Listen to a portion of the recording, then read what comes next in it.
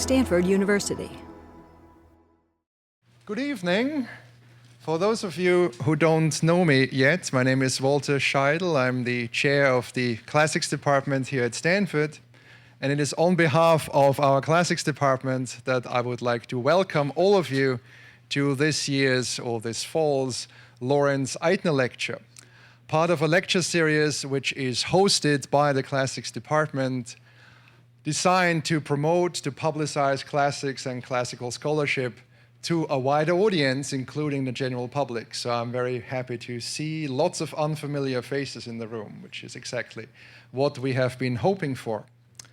This lecture series was very generously endowed by Peter and Lindsay Joost, who are with us tonight, endowed in honor of the late Professor Lawrence Eitner, who died earlier this year at the age of 89. He was quite famous on campus for having been a director of the Art Museum, what is now the Cantor Center, and chair of the Art History Department for, I believe, 26 years, from the 60s to the early 80s. And during his long tenure, raised the profiles of both institutions to new heights. So we are very honored to be associated with his name and his memory.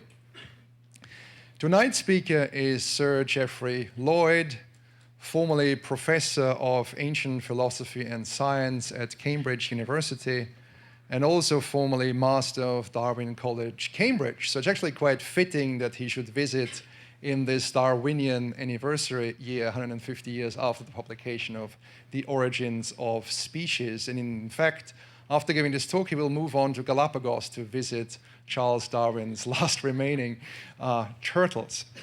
It was in that capacity of being Master of Darwin College that I first had the privilege of making Sir Geoffrey's acquaintance. In fact, it's probably a fair guess that I wouldn't be standing here introducing him or anybody else were it not for the postdoctoral fellowship that Darwin College offered to me under Sir Geoffrey's enlightened leadership. So for this reason alone, it's a very special pleasure for me to be able to welcome him and his wife, G, here tonight. But before we launch the actual presentation, my colleague, Professor Vegil Netz, who shares many of Sir Geoffrey's academic interests, is going to introduce our speaker more properly. Thank you very much. It is a great honor and privilege to be introducing Geoffrey Lloyd. He is the leader in the field of the study of pre-modern science. I would say for the last 2 generations. I'm afraid this makes him a bit too old, but I mean something by 2 generations. There are 2 waves in which he shaped our discipline. First, insisting that we must understand ancient intellectual life in a cultural, social context. It's not just abstract ideas. It's people doing things for their agendas within their networks, within their practices. This first wave.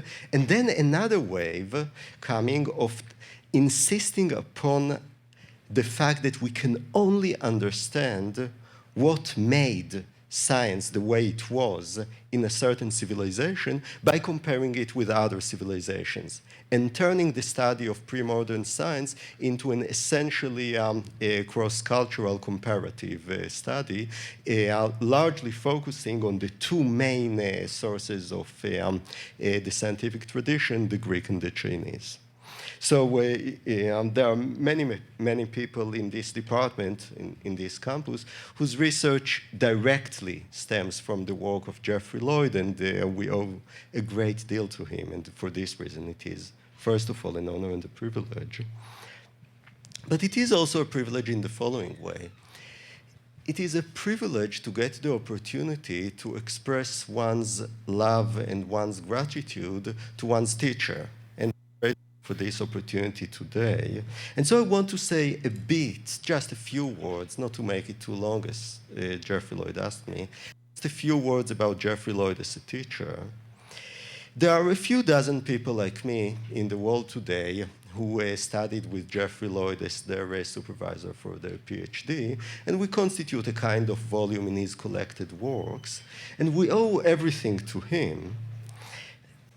And we owe a lot to his generosity, to his patience, but also, perhaps even more, we owe a lot to his impatience, to this tapping of the fingers on the table as we meet, and this sense, this insistence, once again, that even though we're in the humanities and we're talking about ideas and big ideas, we always must insist on coming up with a clear, distinct account of what we're saying. That it shouldn't be just abstract, it should be fleshed out in some kind of a real story of what went on there, something that you can really give as a story and something that you can really defend and really give a meaning for. And I hope I tried in my research to interiorize this tapping of the fingers to myself. And I think this pedagogic insistence, this teacherly impatience, this is something which is crucial for his research. It leads into his research. It is a research of a masterly teacher. It is a research based on the idea that we can't just allow ourselves to sink into the platitudes which were common 2 generations ago, the platitudes of intellectual history, and this is how the Greeks thought. No. We can't have just abstract ideas leading on to abstract ideas. We need to have a concrete story of what did people do. And ultimately, there is a certain impatience with the idea that we can tell a story of the kind of the Greeks were like this because so-and-so went on in the Greek world. How can we even mean anything in such a claim if it is not a claim about the Greeks were like this, because so-and-so happened in the Greek world, and we can see this because other people were not like the Greeks, and other things went on there. Any kind of generalization, any kind of account of a Greek civilization must ultimately, to mean anything even, must ultimately be grounded in a comparative perspective. And this is the major lesson that we have been learning from Geoffrey Lloyd for the last couple of decades, and I think we will be learning for the next decades and generations. We will remain grateful for Geoffrey Lloyd as we do this. So I'm very grateful for the opportunity we have tonight to hear about the importance of understanding the past, Greece, China, Mesopotamia. Thanks.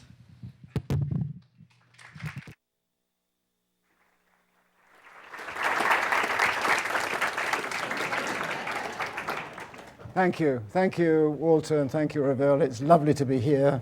We both enjoy San Francisco a great deal, and in particular Stanford. It's great fun. And I hope, I doubt that I'll do justice to these fantastic introductions, but I'll do my best. And I hope that this will work too. Keep your fingers crossed.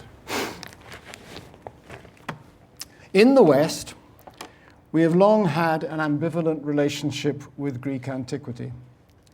On the one hand, we could consider it to be the source and origin of much that we hold dear. We speak of Greece as the cradle of democracy. We think of it as having achieved fundamental breakthroughs in science, that is, in understanding natural phenomena, as well as in many genres of literature, epic, tragedy, and in art, naturalistic sculpture. The modern inhabitants of Greece are tremendously proud of their legacies, never mind that some parts of it, such as the Olympic Games, got to be transformed when they were revived. I mean, you wouldn't actually see this in the Olympic Games nowadays. The kit has to be slightly less minimalist. And it's not just sprinters, but also wrestlers. This is, here they are enjoying themselves, and they're about to be, the referee is about to say, no, that's not allowed, although most holds were allowed. On the other hand, in many of the battles between the ancients and the moderns, let me remind you that the moderns held that the Greeks were responsible for what was holding progress back. The fortunes of the teachings of Aristotle illustrate this. He had been banned in Paris early in the 13th century as subversive. But by the middle of that century, his works came to form the core curriculum in the so-called arts course there. In the 16th century, Galileo started his university career at Padua, teaching Aristotelianism. Though by the time he came to write the Dialogue of the Two World Systems, the spokesman of that school of thought, Aristotelianism, Simplicio, represented the old guard whom Galileo was intent on dethroning. Nowadays, Greco-Roman antiquity no longer figures as a prime item in most people's education. Latin is no longer a compulsory requirement for entry into university, as it was when I was admitted to Cambridge. I'm not talking just about people who wanted to read classics. I'm talking about people who wanted to read anything, to study anything, scientists included. They had to have Latin too. Students no longer are in that position. Yet forgetting the Greeks is no solution to the ambivalence I mentioned. We're surrounded by neoclassical buildings and institutions modeled on ancient ones, the Jefferson Memorial. We had better try to understand what that means. Our Western attitudes towards China suffer from a different set of false assumptions. To start with, the West is still regularly contrasted with the East, where that term lumps together civilizations and cultures as diverse as Japan, Korea, Vietnam, Cambodia, Myanmar, Indonesia, as well as China itself, and sometimes also India, Mesopotamia, and Egypt in the Near East. Edward Said was absolutely right to castigate our orientalizing prejudices. Until comparatively recently, the East was treated as exotic, admired maybe for its art and literature, but dismissed as having made no contribution of any significance to science or to technology. That was before it was pointed out, by Joseph Needham especially, that many of the key inventions in technology, the printing press with movable type, the compass, gunpowder, came from China.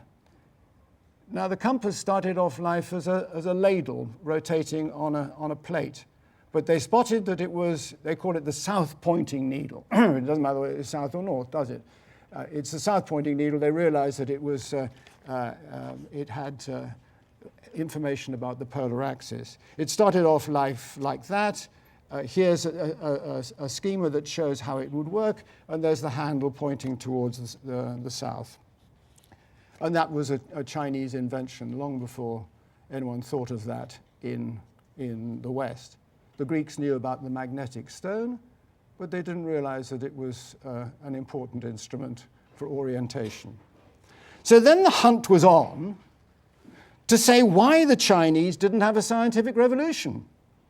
An impossible question to answer for at least two good reasons. First, you can't explain a negative.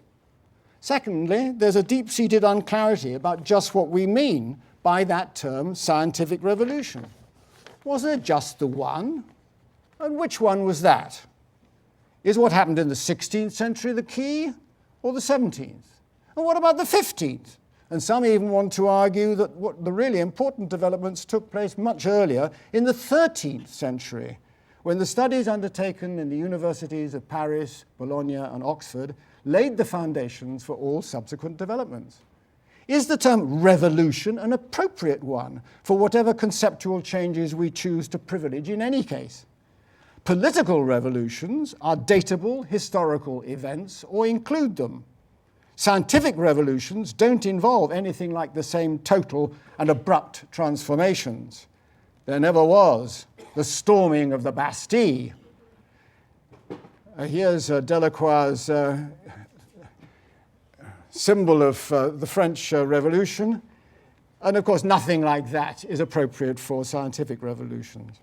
However, important intellectual breakthroughs provide me with my point of entry to recommend to you the study of the past, even of very ancient civilizations.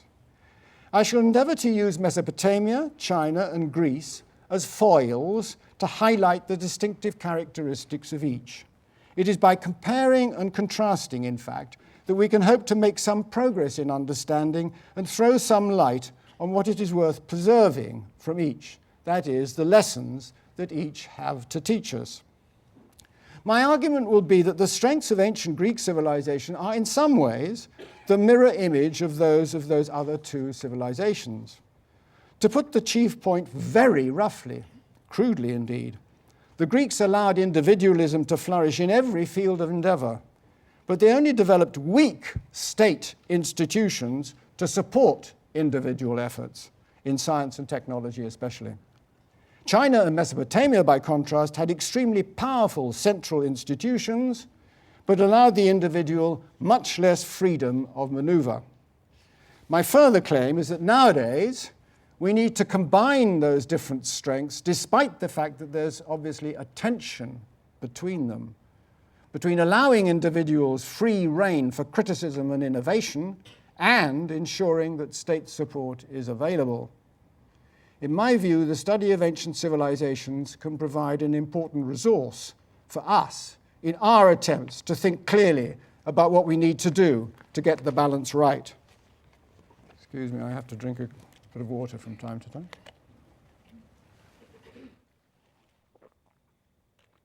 I shall have something to say about three main subject areas: science, medicine, and religion. But I won't deal with them one by one, but rather as a complex set. I shall focus on two main sets of problems concerning innovation. First, how does a society get to criticize and revise its own most cherished fundamental beliefs? Secondly, what can we say about the institutional framework within which innovations occur, and what are the institutions we need to foster the innovations we should like? In the background, you'll see that there are political issues at stake, though I shan't have time to go into these in any detail today.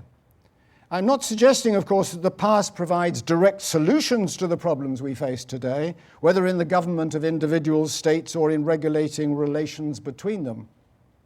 It's well known how mistaken it is to go into battle thinking you're about to fight the last war.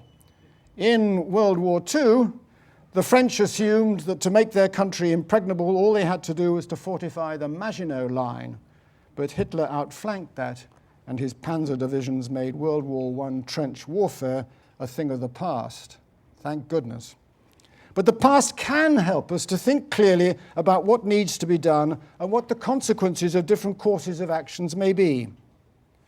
Understanding the past helps us to understand others, and nothing could be more vital in the world in which we live today.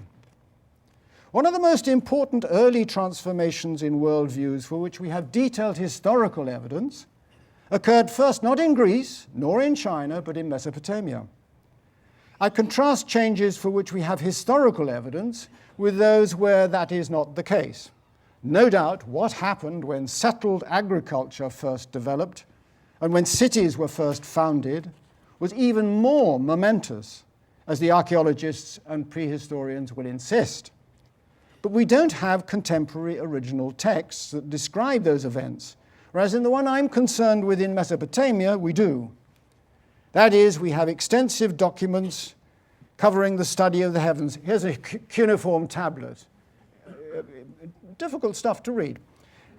Extensive documents covering the study of the heavens, where the key texts for my purposes are the so-called letters and reports, in which Babylonian and Assyrian scribes reported their work to the kings. One of the foremost world experts in the field is Professor Rochberg at Berkeley.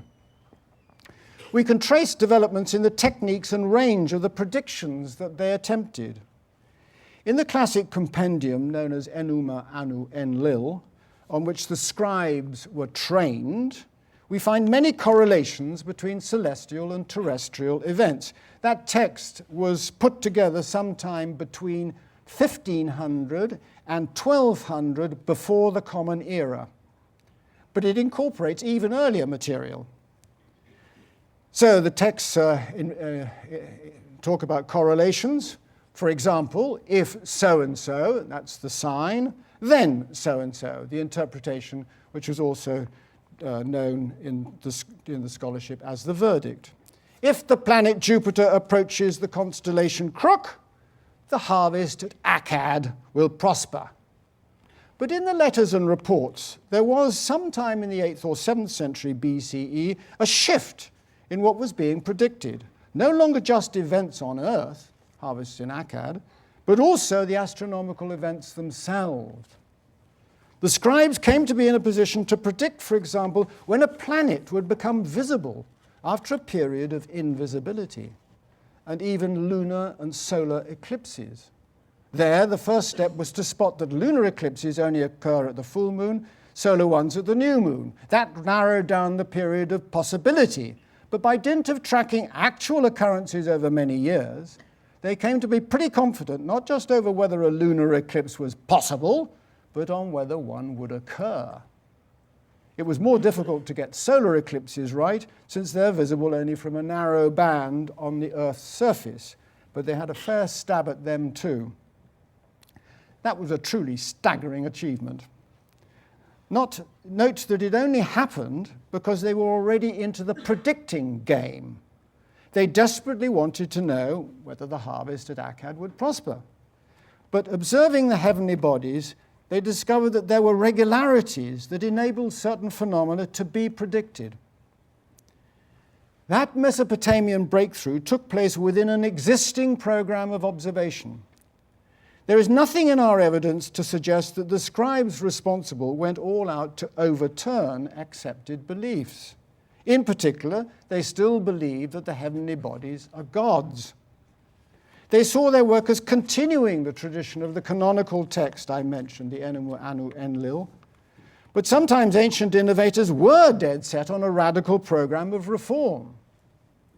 Certainly many founders of world religions illustrate that, but let me give you an example of a Greek with whom you may be a little less familiar, but who's a particularly interesting figure, I would say, because his interests spanned physics, that's in the original Greek sense of the study of nature, cosmology, and religion. This is the Greek philosopher Empedocles of Acragas in Sicily, who lived in the 5th century before the Common Era. Acragas is the modern Agrigento. Not a terribly good slide, but many of its temples, very impressive temples, are still standing. I think there's another one. There they are on the horizon at the top there. Empedocles was the subject of quite a few fantastic stories, such as that he threw himself into Etna, intending to have it be believed that he had disappeared and become a god, only for what really happened to be discovered, as one of his distinctive bronze sandals was found on the tip of the volcano. But one of our sources says that he went around in a purple robe with a golden girdle, wearing his bronze sandals, and a Delphic laurel wreath in his luxuriant hair, with a grave demeanor and followed by a train of boy attendants. Well, apart from the grave demeanor, it suggests to me the late Michael Jackson, but there. But apart from those apocryphal legends, we know from his own words how he advertised himself. He claimed to be able, this is his own words, he claimed to be able to control the winds, bring down the moon, heal the sick, and even bring the dead back to life. In one of the extant bits of his poetry, he says that he goes about among his fellow townspeople in Acragas, Agrigento, accepted by them as an immortal god, no longer mortal, honored by all.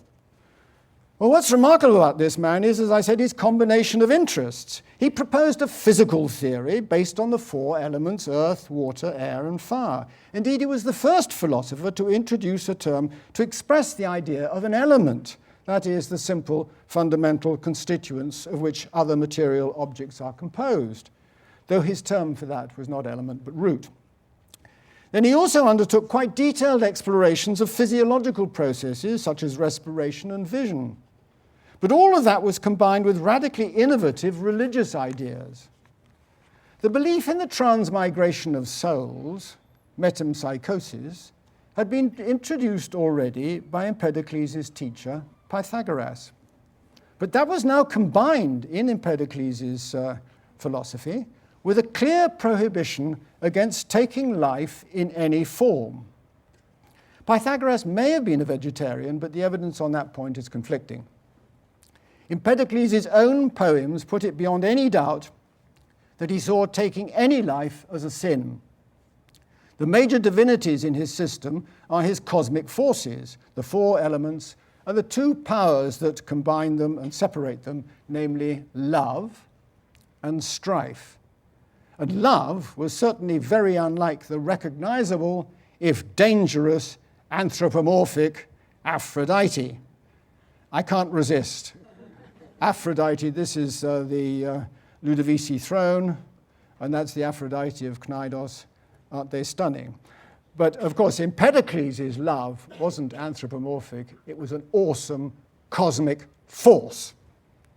But more shockingly still, Empedocles' injunction against taking life went dead against one of the central religious rituals of the city-state religion that all Greeks were familiar with, namely animal sacrifice, either sacrificing an ox or a pig or whatever. He certainly prohibited that. The question that interests me is how such a figure could get away with it. How can a society allow one of its members flatly to repudiate some of its most deeply held religious and moral beliefs? Under what circumstances can a society allow radical criticism of its most precious beliefs and institutions without feeling threatened, without feeling the necessity to punish, persecute, exterminate? That's a question that demands serious thought from us today. The fact that some in Greek antiquity did not get away with it, think of Socrates, just makes the issue more compelling.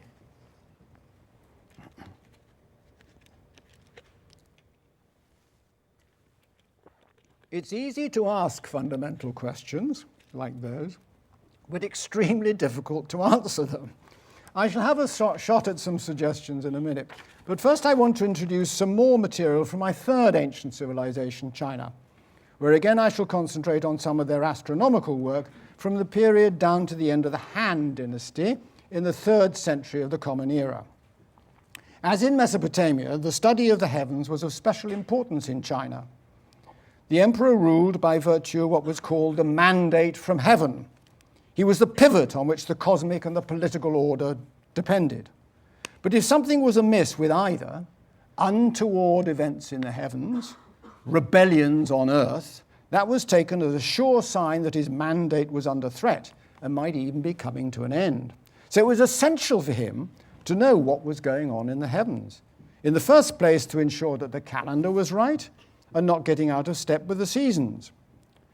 Experts in the field, such as my collaborator Nathan Sivin, have charted the extraordinary progress made over the 400 years of the Han Dynasty, roughly 200 before the Common Era to 200 of the Common Era, in 2 fields especially. They produced increasingly accurate determinations, first of the lunar month and the tropical year, and secondly, for eclipse cycles.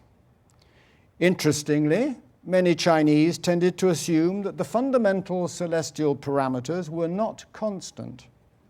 Unlike the Aristotelian, but not the Platonic assumption that the heavens are unchanging, the Chinese viewed such change with equanimity. Indeed, they expected it. Actually, Plato, of course, thought that the heavens must change because they're visible objects, and visible objects inevitably change in the long run. This meant that over long periods, adjustments would be needed to the calendar, but it also meant that they observed and recorded exceptional phenomena such as novae and supernovae, still used by not just historians of astronomy, but by astronomers, on which the Greek records are almost, though not quite, completely silent, in part, no doubt, because they didn't expect them, so they didn't see them. We know of individual Chinese astronomers, some of whose careers we can reconstruct in some detail. One of the most famous is Zhang Heng, active in the early 2nd century of the Common Era, responsible for, among other things, an armillary sphere driven by water power and a seismoscope. They're extremely difficult to reconstruct, these instruments. This seismoscope, here's a reconstruction of the seismoscope. When there is a quake, the urn shakes, and it tells you not just that there has been a quake, but the direction in which it took place, depending upon which frog catches the ball. But the crucial point I want to underline is that, as in Mesopotamia, but unlike in Greece, astronomy in China was state-sponsored. The Han Emperor set up an astronomical bureau, which lasted more than 2,000 years, staffed eventually with huge numbers of officials. Under the hand, we know already about their ranks and salaries. They varied from 10,000 bushels of grain a year to a mere 100. The clerks, who had the dog's body job of actually making and recording the observations, were at the lower end of that scale. The fact that astronomy was an affair of state and state-sponsored didn't, of course, mean that innovations didn't occur. We hear of debates between astronomers on such matters as whether the sun's movement should be measured along the equator or the ecliptic, and how to transform measurements along the one into measurements along the other. Mostly, the individuals in question were already officials in the Bureau. But if any outsider came forward with a bright idea, they tended to get drafted into the Bureau. However, the key point is that once there, they mainly worked on the state's agenda. So I turn back now to what can be said about the circumstances in which major innovations and transformations in worldviews take place. Distinguish first between the ambition to suggest a new idea and the ease or difficulty of persuading people to take it up. It's obvious that the more pluralistic and flexible the worldview, the easier it may be for it to accommodate a new idea. The addition of a new god to the polytheistic Greek pantheon was far less of a problem than it would be in a monotheistic religion where thou shalt have no other gods than me. Moreover, it was easier to get away with such an innovation in a small independent city-state like Akragas than in a highly centralized empire like the Assyrian or like China after the unification. That might help to indicate how there might be less risk in introducing new ideas in some circumstances than in others, but that doesn't address the question of why anybody would want to do so, risky or not, in the first place. Most people in most societies throughout human history, today included, have generally been content to accept what they learn from parents and teachers, not just about how they should behave in their social relations, about right and wrong, in other words, but also about the human condition, the world, and our place in it. You don't have to be particularly lazy or gullible to go along with what you're taught on most matters. It could be thought to be more efficient for societies to spend more time and effort conserving their belief systems than in trying to improve them, let alone radically subvert them. No doubt it would be foolhardy to try to explain innovation. Now I've gone forward and I have to go back. Oh, I'm sorry, I've jumped. There, back to the frogs, that's good. No doubt it would be foolhardy to try to explain innovation in all its manifestations. But two groups of factors, each with a variety of manifestations or modalities, strike me as particularly important. The two groups refer to necessity on the one hand and competition on the other. On the one hand, innovation may be driven by necessity, for example, by the problems posed by the sheer scale of increasingly complex societies. The government of the empires created in Mesopotamia, India, and China called for sophisticated methods of organization and control. Many scholars have focused on the large-scale irrigation projects that went with the development of agriculture that I mentioned. But we can see from early mathematical texts, both Babylonian and Chinese, that questions to do with the fair distribution of resources and the levying of taxes can stimulate the growth of mathematical techniques. The fact that practical problems bulk large in our extant sources from China is, however, liable to mislead. Needham, for one, persisted in representing the interests of Chinese mathematicians as overwhelmingly practical in orientation. But that's to miss the point. While the problems are certainly regularly expressed in concrete terms, there are clear signs of an interest in the exact solution to equations. For instance, as when the answer to a question of how many workers are needed to complete a particular task is given in terms of a number plus a fraction. Yet, of course, you can't hire a fraction of a laborer. But practical concerns driven by necessity may be the starting point, but they lead to theoretical interests, in one case after another in the history of science. But if necessity is one driving force, competitiveness is another. And this too takes very different forms depending on who you were trying to outdo, and more particularly, whom you were out to impress. Many Greeks were much given to aggressive polemic. But there's plenty of rivalry also in China, especially in the matter of winning over the emperor or his ministers, the people whose opinion counted if you were to get anything done. The Chinese didn't just engage in sophisticated persuasions, they theorize about them. There's a splendid text from the 3rd century before the Common Era, the Hanfeizer, that sets out how to get the ruler to agree to the policies you propose. Try to persuade him that they're his policies, not your own. But also how to avoid the ruler discovering that he's actually being manipulated. In classical Greece, the target of persuasion was usually not the ruler, but your peer group. That is, in political contexts, your fellow citizens, and in intellectual ones, your rivals for prestige. I would associate that with one of the most striking and distinctive developments of Greek thought, namely the definition and practice of strict axiomatic deductive demonstration yielding incontrovertible conclusions. That may seem a rather far-fetched suggestion that rivalry is a factor there. Isn't that just an intellectual matter? Isn't that just Plato and Aristotle? But let me explain the argument. That starts from the intense dissatisfaction expressed by Plato and Aristotle, among others, with the modes of persuasion familiar from the law courts and the political assemblies. In both cases, the audience who decided the issues were composed of citizens, potentially the entire citizen body in the assembly, and in the law courts, large numbers of people they called dicasts, who acted as both judge and jury. They were ordinary folk, quite untrained, which was where the problem lay in Plato's eyes. But what they were persuaded of might or might not be in the best interests of the state, might or might not be just in legal cases. What was needed, Plato argued, was a mode of argument that could secure the truth, indeed more than that, certainty, incontrovertibility. This was to be a knockdown argument. You had only to understand the premises to have to agree to the conclusion. Although Plato didn't set out the conditions that had to be fulfilled, Aristotle defined that strict mode of demonstration in terms of the combination of self-evident primary premises, the axioms, and valid deductive arguments. That got you to the incontrovertible conclusions you were after. The philosophers defined the goal, but it was, of course, the mathematicians who implemented it, producing a style of mathematical reasoning for which there's no parallel in any other ancient civilization. This was to be the most persuasive mode of persuasion of all, and it stemmed from the ambition to outdo all comers.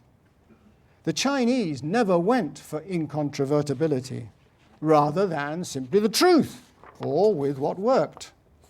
You don't find Chinese intellectuals getting upset about the hazards of persuading a capricious citizen body, since, well, they had no experience of that. So now let me give an instance of innovation that combines both an element of necessity and one of competitiveness, this time from medicine. Human societies have enormously diverse ideas about the human body, about diseases and what causes them. Here's one representation of one Chinese theory of acupuncture points. In all three ancient societies, there were very different health professionals to choose between, where the relations between them were ones of more or less open rivalry. Yet while many ancient healers make quite emphatic claims to be able to cure the sick, we have to recognize that they were all at a loss when dealing with the more severe conditions, such as those we call malaria or pneumonia or tuberculosis. The opening for innovation, for new ideas about diseases and how they might be treated, exists in this case because of this very fallibility. There could be a sense that trying something new might just work a bit better, though of course innovation in medical matters could, and usually did, carry quite a risk. Some Greeks, again, were particularly strident in their rejection of traditional ideas, particularly of any notion that diseases or their cures depended on the intervention of the gods. The writer of the Hippocratic treatise on the sacred disease, which, to judge from his rather interesting detailed descriptions, is a matter of epileptic fits, famously attacked those who tried to treat that disease by relating different kinds to different gods, and claiming that cures could be achieved by spells or incantations. The purifiers, as he calls them, don't know what they're talking about. Their ideas just don't work, and they're just in it for the money, and they exploit the gullibility of their patients. This text is regularly held up as a shining example of a new rationalist scientific approach to medicine in Greece. It is, but we have to get the record straight.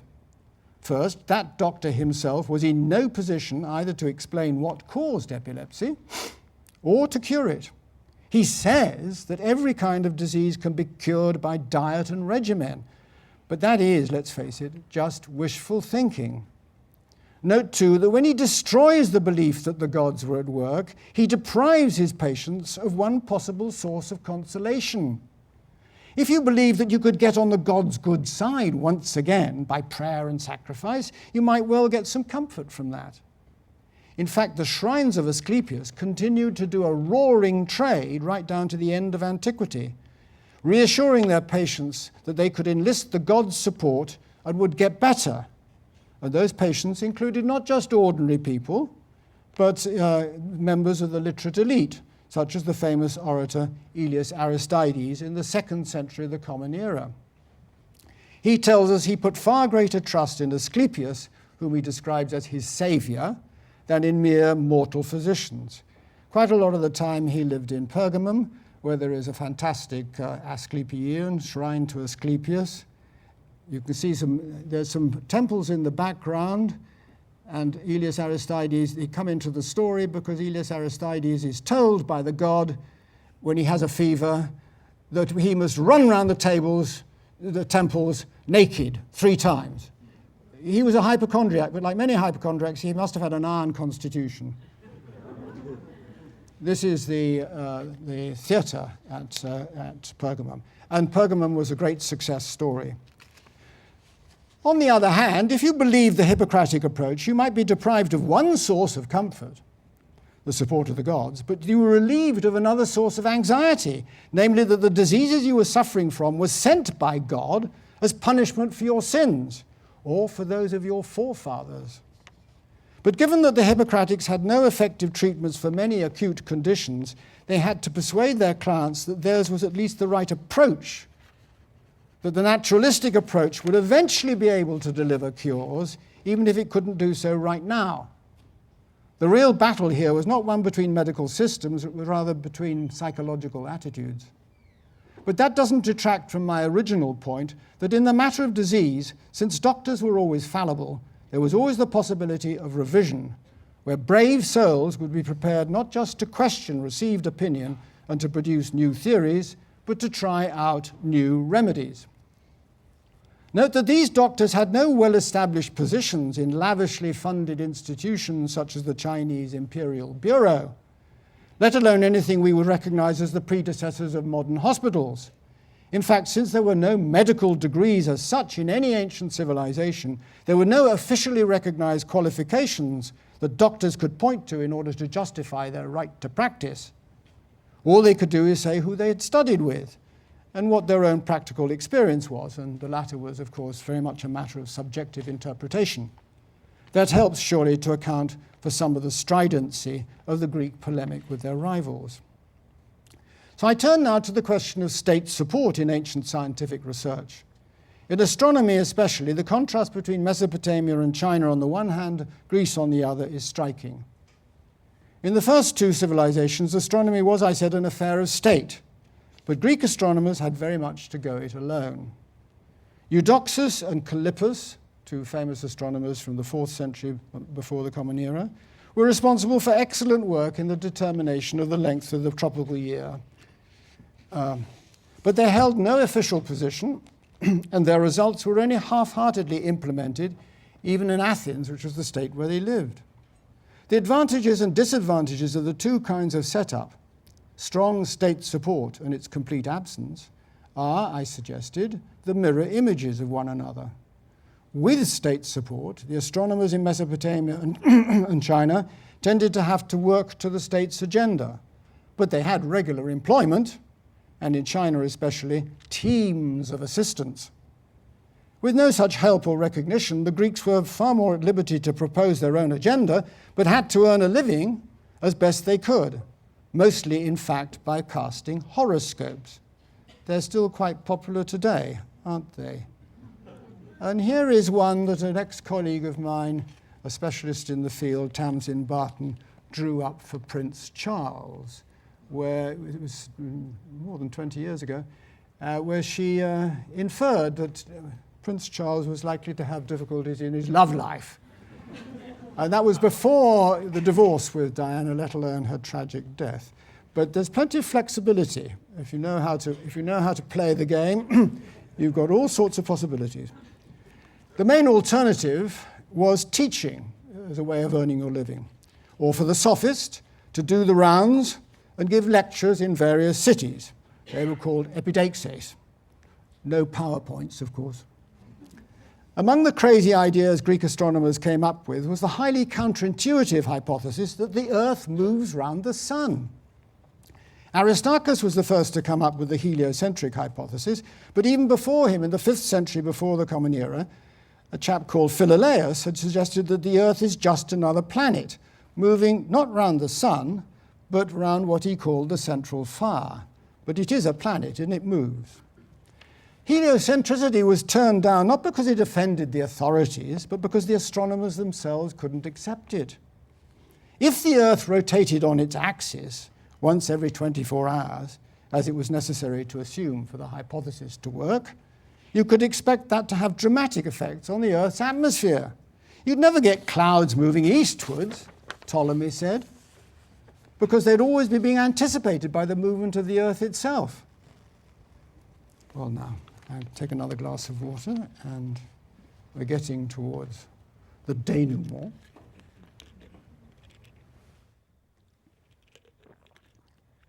The understanding of physical phenomena was in its very early days in the ancient civilizations I've been talking about. But the problem of the tension between orthodoxy and innovation remains for today's scientists too. With the massive support that science now receives across the world, there's every chance that any decent new idea will be taken up and developed. After all, the ambition to succeed, to make a name for yourself, to win that coveted Nobel Prize is as strong now as it ever was. Competition still drives innovation, and so too does necessity if one thinks of the threat to the world's ecology. But 3 points give cause for concern. First of all, today's scientists have first to prove themselves master of what passes as received wisdom. They have had to jump successfully through the hoops of their BA, MA, PhD degrees and postdoc positions. It's dangerous to display too much originality too soon in your career, since that may not be recognized, and you may find yourself marked down. And without your straight A record, how are you going to get to the graduate school you want? May I remind you that both Darwin and Einstein had very undistinguished undergraduate careers. Here is Darwin, not so long after he graduated from Cambridge with an ordinary degree. He didn't take honours when he set out on his extraordinary voyage of discovery on the Beagle. How many nowadays could live that down to go on to do brilliant research? Of course, he was a man of leisure with a private income. Secondly, as a matter of fact, the major innovations of 20th century science were not accepted originally with open arms. I myself lived through both the plate tectonic and the DNA discoveries in Cambridge. And in both cases, the principal proponents were, to start with, treated with suspicion, even hostility, and their scientific credentials were called into question.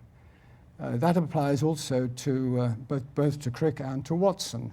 In the case of Crick, in the college I was at before I became Master of Darwin, King's College, he was assessed for a fellowship, and the advice that was given was, he's a fly-by-night. You won't be hearing much about that chap anyway. Thirdly, what gets taken up and sponsored reflects commercial and military interests as often as it does the disinterested pursuit of the truth. In all of this, I think we still have a lot to learn from both the Chinese model and the Greek one, from their contrasting strengths and their corresponding weaknesses. There are clear advantages from massive state support for science, as in China, but also disadvantages in state interference in the agenda. Conversely, the Greeks had the advantage that individuals were free to go it alone, but then they had to, since there were no state institutions to back them up. In particular, we have to continue to worry, as I said, about striking the right balance between state support and the individual's freedom of maneuver, particularly in relation to scientific research that raises acute moral problems. Don't think that that's an exclusively modern phenomenon. The pros and cons of stem cell research certainly are, but already in Greek antiquity, the practice of human vivisection for medical research raised an outcry, in some quarters at least. We're inclined to think that the problems we confront today are just modern ones, but that's a mistake whether we think of intellectual, social, or political issues. We still have much to learn from ancient Greece in the matter of the practice of democracy, especially in the involvement of the entire citizen body in debating the political problems and then implementing their decisions. In Greece, if they voted to go to war, they went and fought it themselves. That makes you think. This is where they met. The debates happened on the Pnyx. Doesn't look like in Athens, doesn't look like much of a place, but you have to imagine it thronged with citizens, as in this photograph of what happens still today in Swiss cantons, where everybody gathers together, they all vote, and they implement the decisions themselves. More surprisingly, we also have quite a bit to learn politically from ancient China, despite the stereotype of so-called Oriental despotism it suffers from. In two respects especially. First, the responsibility of intellectuals to provide informed and constructive criticism, remonstrating with their political masters, even at some risk to themselves. And secondly, in the recognition of the need to focus on the welfare of all under heaven, the good not just of one group, but of the people as a whole. An ideal, for sure, but a frequently repeated recommendation.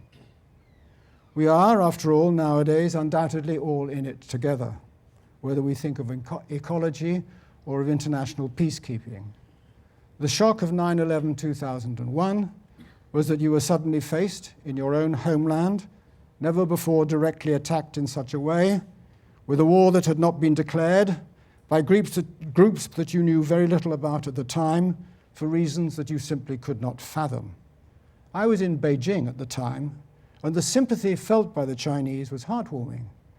But all of that means that we have to work harder at understanding others. And understanding doesn't mean condoning, at understanding their belief systems and how and why they change, or don't. In all of that, history is still a much underutilized resource. Of course, the weaponry and the tactics have changed, but not the conflict of ideologies, the incompatible worldviews, the problems of mutual misunderstanding, mistrust, and worse. So that is why I hope I haven't tried your patience unduly in recommending to you this evening several ways in which it may be worthwhile to reflect on what we can learn from the study of even ancient civilizations. Thank you very much. For more, please visit us at stanford.edu.